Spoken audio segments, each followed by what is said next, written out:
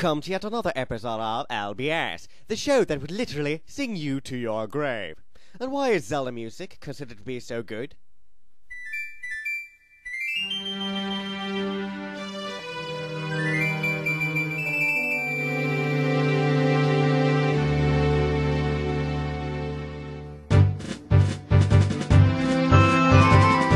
It seems that in virtually any context of which video game music is brought up, The Legend of Zelda is brought up in a very positive light.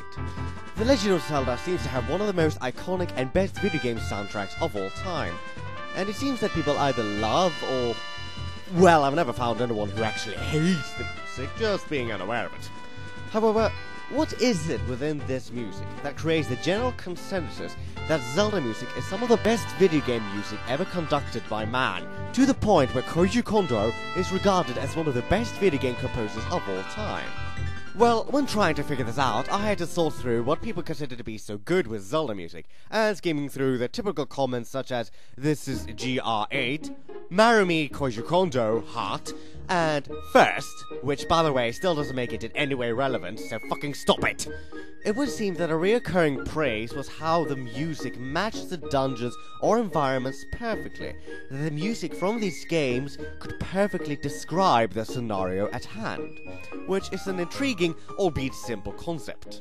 For example, in the original Legend of Zelda, when you're up traveling the fields of Hyrule, this iconic song is playing.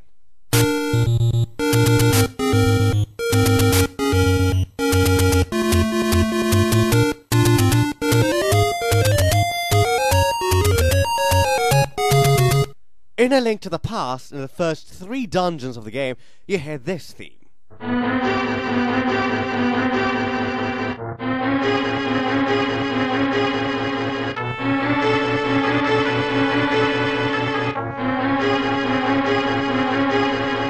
In Ocarina of Time, when fighting the Big Octo, or any mini-boss for that matter, you hear this theme.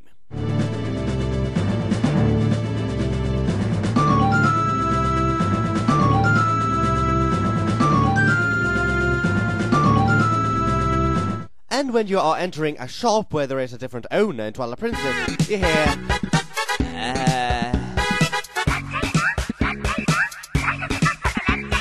I think I do not need to say anything here. However, while the music matching the setting is something I've also felt at several points, one still has to question this.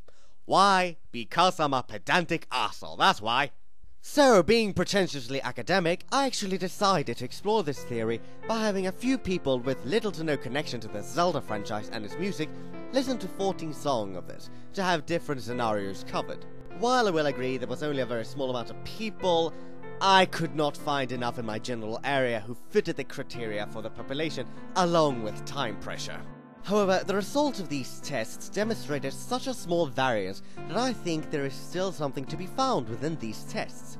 During the test, I asked the test subjects to describe what environment they envisioned and what feeling they received when listening to the song. If the scenarios they painted in their heads are matching the scenarios the songs are within the games, then maybe this is the strength behind the music, thus proving the thesis.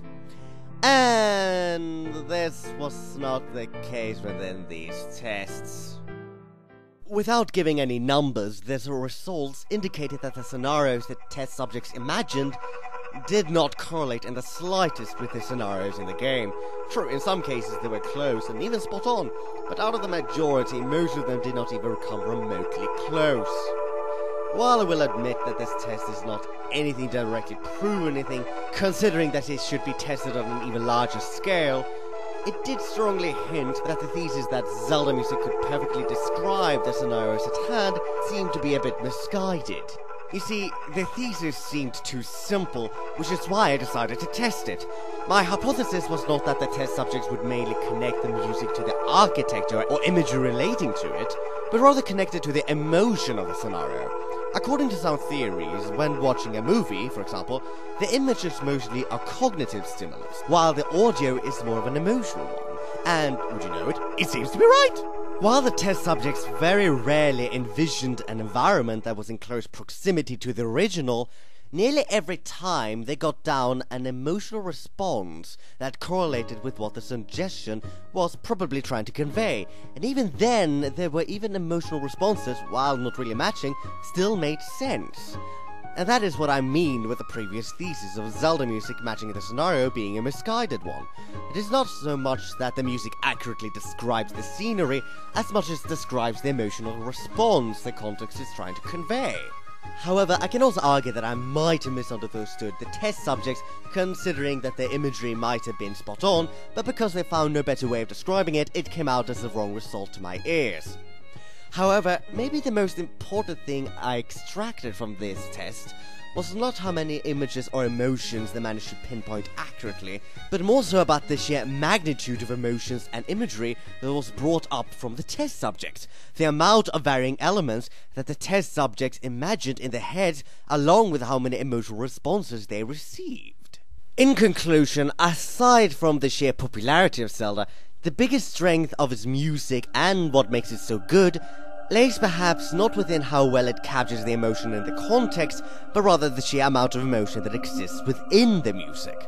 The thesis should not be that Zelda music can match the scenario so perfectly, but perhaps that the Zelda music can match our perception of the scenario so perfectly.